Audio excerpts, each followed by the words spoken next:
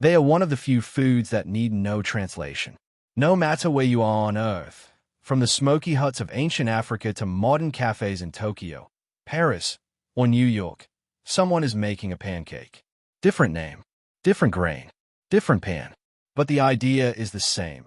A simple batter, poured on a hot surface, turned into something deeply familiar.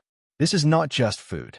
It's a blueprint, a map of civilization, told through flour and fire. Pancakes are older than empires. They existed before the written word, before farming had a name, before bread had a crust.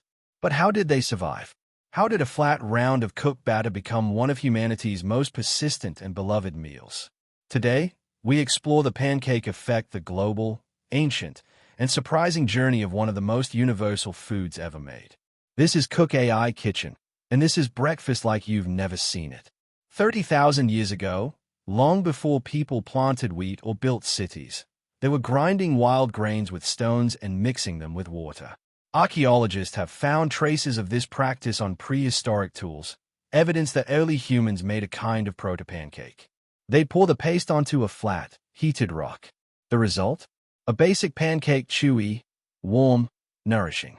Even Otzi the Iceman, the 5,300-year-old frozen mummy found in the Alps, had charred remains of grain pancakes in his stomach. No yeast, no oven, no recipe, just flour, water, heat. In a harsh world, this simple innovation meant survival. It required no complicated cooking gear. It traveled easily. It could be shared.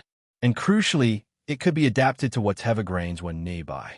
From that moment, pancakes became a global idea. Today, pancakes are everywhere, but they don't always look like the ones you know. The pancake has thousands of faces.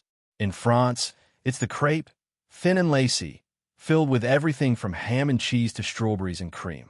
In India, it's the dosa, crispy, tangy, made from fermented rice and lentils, often wrapped around spicy potatoes. In Ethiopia, injera serves as plate and utensil, a sour, spongy flatbread made from teff flour. In China, there's the savory scallion pancake, flaky and layered, almost like pastry. In Russia, there's blini, soft, yeasted pancakes, traditionally served with butter, sour cream, or caviar. In Japan, the okonomiyaki thick, filled with cabbage, pork, and sauces. A meal in itself. In Korea, pageant pancake meets omelet, with scallions or seafood folded into the batter. Each of these versions tells a cultural story of local crops, climate, religion, and class. Because pancakes are shaped by what's available. Teff in Ethiopia, buckwheat in France, lentils in India, wheat in America, rice in Vietnam. The pancake is not one dish. It's a platform, a reflection of a place. As civilizations rose, pancakes went from survival food to social food. The Romans made alita dulcia, sweet little pancakes with milk, eggs, and honey. They were symbols of leisure, made in homes that could afford grain and fire.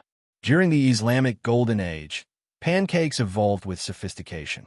Middle Eastern cookbooks described katayef thin stuffed pancakes, still eaten today during Ramadan. In medieval Europe, pancakes reappeared on tables during Shrove Tuesday, the day before Lent began. Why pancakes?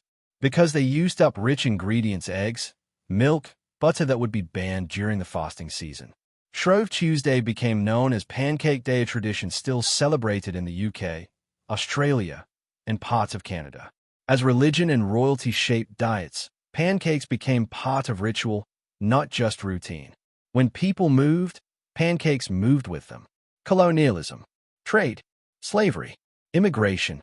Each wave of movement added a new layer to the pancake effect. The Dutch brought poffertjes to Indonesia. The Portuguese carried crepe-like pastries to Brazil. African communities brought fermented grain traditions across the Atlantic, which eventually evolved into southern U.S. cornbread pancakes and hoe cakes. Enslaved Africans in the Americas adapted pancake recipes using cornmeal, molasses, or sorghum ingredients forced on them. In the 19th and 20th centuries, waves of immigrants arrived in the U.S., bringing with them blini, crêpes, and potato pancakes, adding diversity to America's breakfast table. By the 1900s, pancakes were no longer peasant food. Pancakes are no longer just food. They are part of a global brunch economy.